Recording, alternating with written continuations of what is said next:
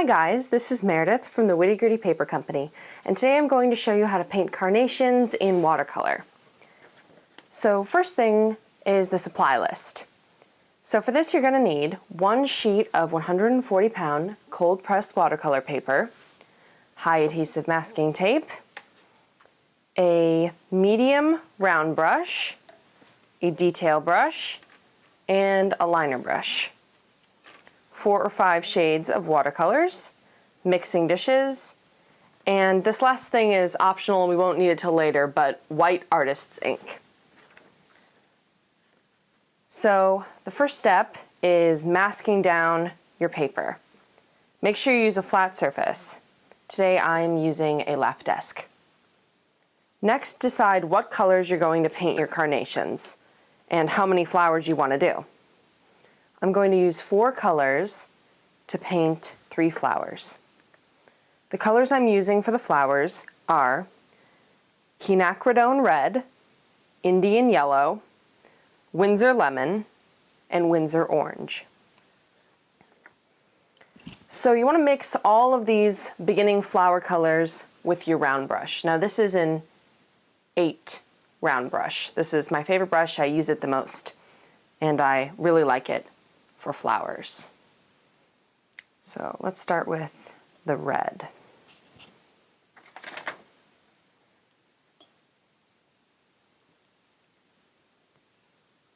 So you want to start by adding small blobs of color.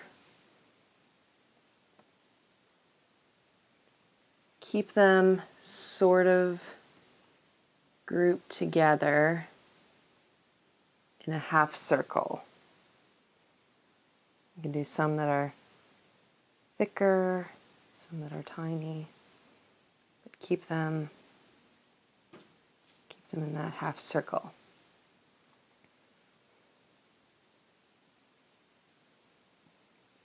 Let the edges of them be bumpy, let them be rough. You want this to look organic, and no flower has perfect edges.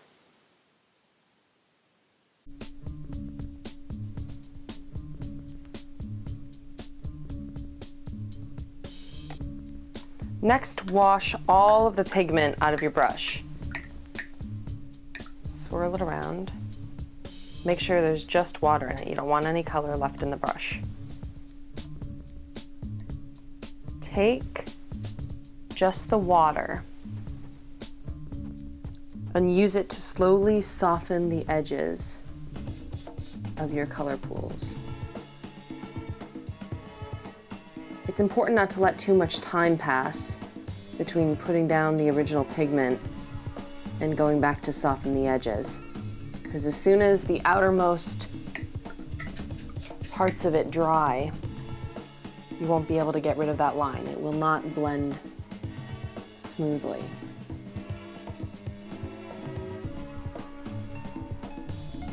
And unfortunately, there's no way to fix that, so gotta be a little speedy.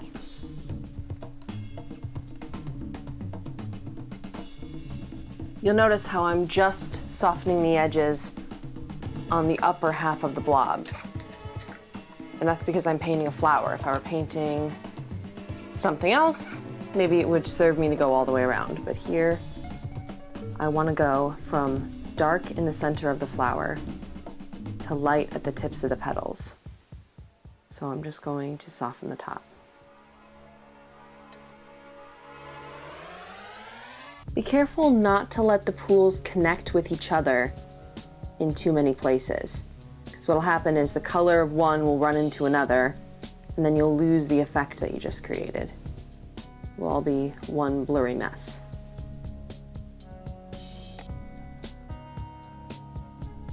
Try to put them close to each other, but do not let them connect if you don't have to.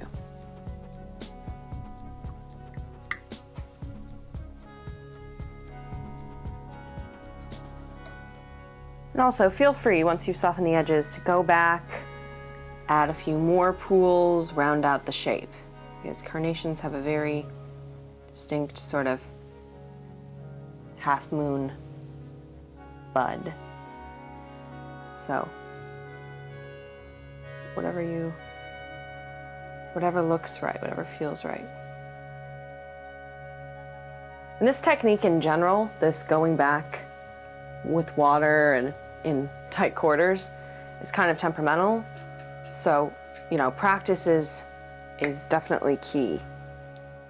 The more you're familiar with the feel of the brush and the water to pigment ratio, the easier this will become. I think that's one of the first things you want to try to teach yourself in watercolor is the right amount of water. The right amount of water for different things. And with every brush, it's different too.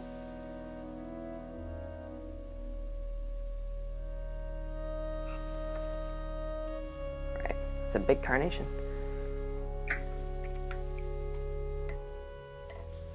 So continue on to paint your other flowers.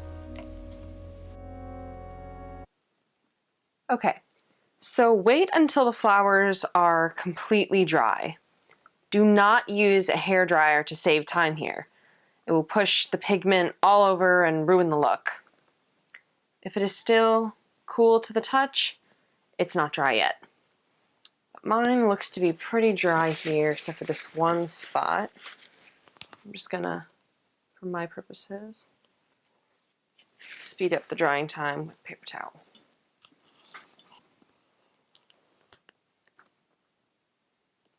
All right. So you want to mix a darker shade of each of the colors. To get a really deep pigment, I'm going to use my concentrated liquid watercolors. That's what they look like. Usually more than one brush will work for a specific technique, but in this case, I highly recommend you use a liner brush here.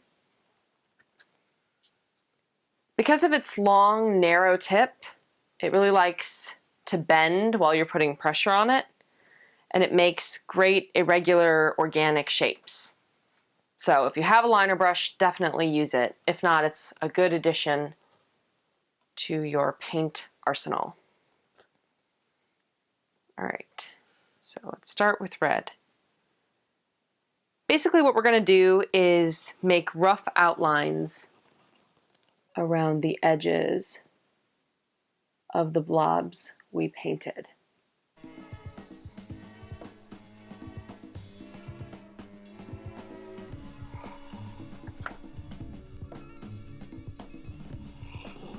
Don't try at all to make your lines straight. You know, they're flowers. If the lines are straight, it won't look natural.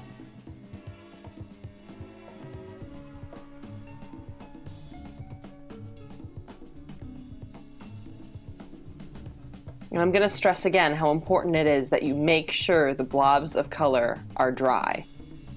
Because when you go in for a second round with such a deep tone, like I'm using here, if any of these were still yet wet, they would just bleed right in and it wouldn't look very good anymore.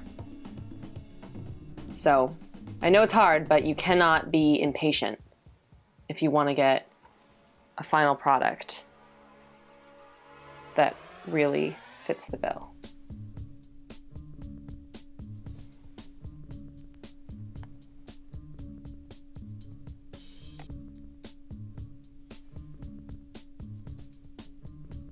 And you know, don't worry if you don't have liquid watercolors. You can always get a deeper shade by just using more pigment or using a darker shade. I just like how concentrated and even and deep the tone is with the liquid watercolors.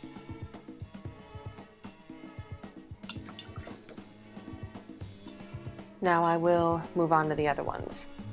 And for this yellow, I'm actually using a more orangier shade of liquid watercolor because if I used the same bright yellow, it just wouldn't show up as well. So for contrast purpose, I'm going to use a more different shade.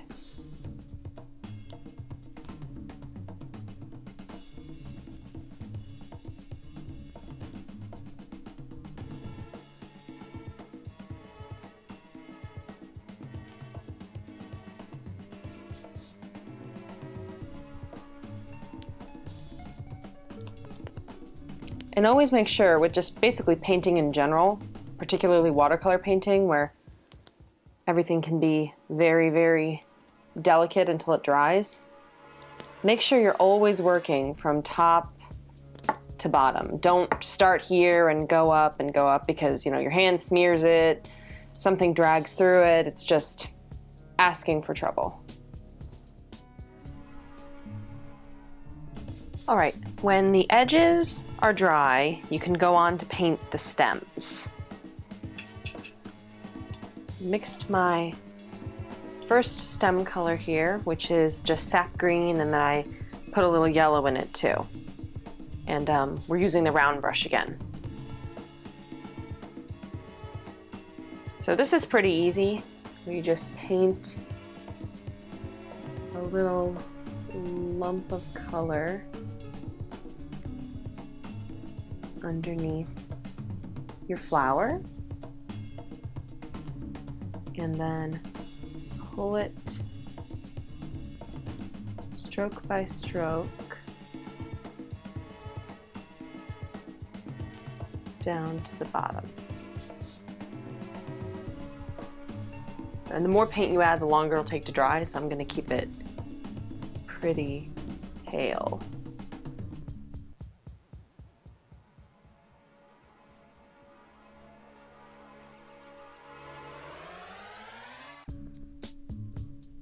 You know, I made my carnations pretty big too, so you could make them more narrow. You could do a whole bouquet. Once you know the technique, you can pretty much, the sky is pretty much the limit. All right, one more here.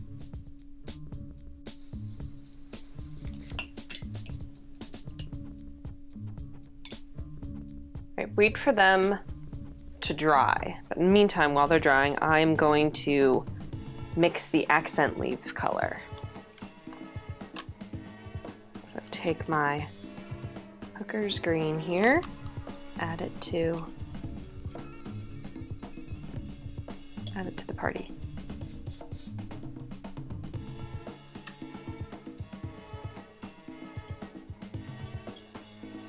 And I definitely want this shade to be quite a bit darker than the one I just painted, because this is the overlay accent leaves, whatever you want to call it, the second layer of definition for the flower.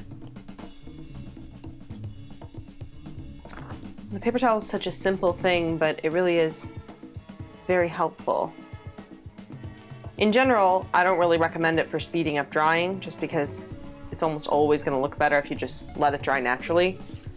I mean, if you have to, you have to, but it's better to use when you have like a smudge or a smear. You can quickly soak all the moisture up with the paper towel.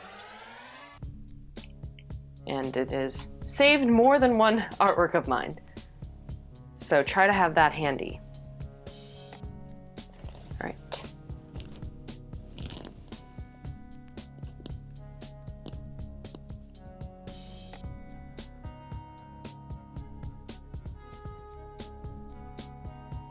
Now, as you can see, my accent leaf color is going down the stem just because of gravity.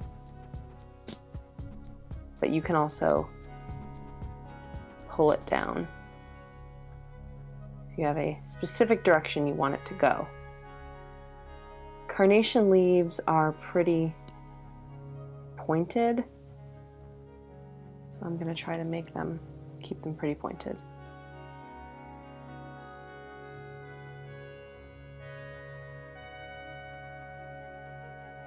And I am going to pull this down the stem too.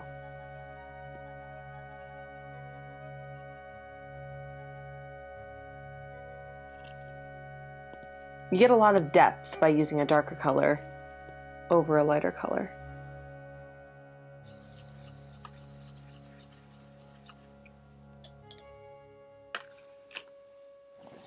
And while these are still wet, you can add the little sort of accent leaves, thorns that carnations have.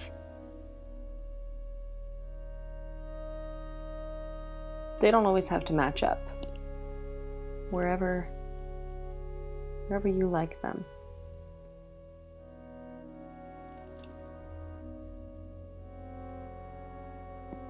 Be careful not to put too many though, otherwise they will look like roses.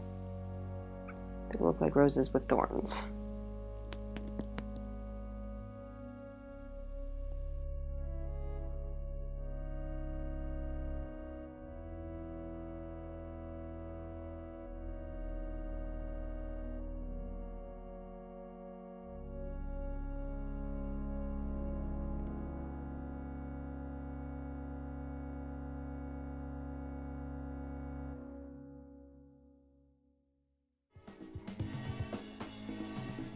Okay, now this last step is optional, but I really like the way it looks, so I usually do it.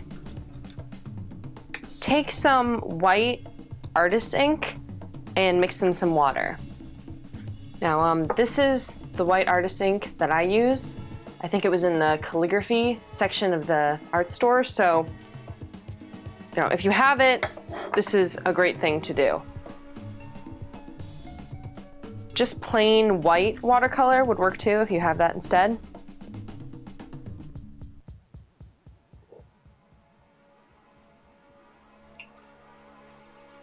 This ink acts quite a bit like watercolor. The more water you add to it, the more opaque it is.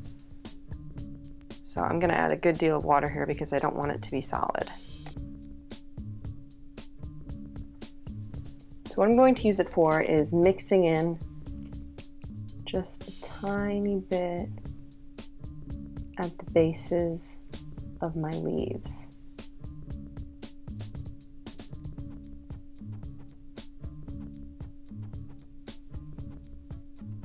Adding this light and dark depth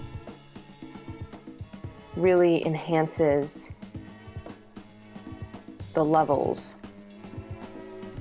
of the flowers.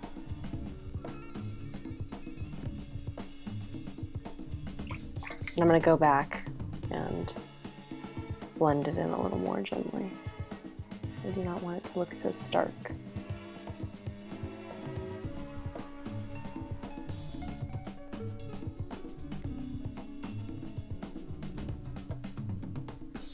And this too, this ink, like watercolors, it will dry lighter than how it originally goes on.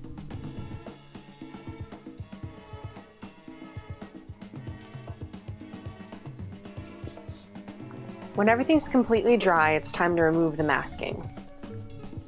So make sure you're pulling at a 90-degree angle. Don't forget to sign your masterpiece as well.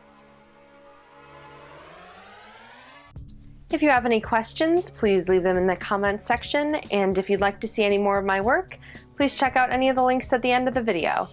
Thank you so much for watching. Bye!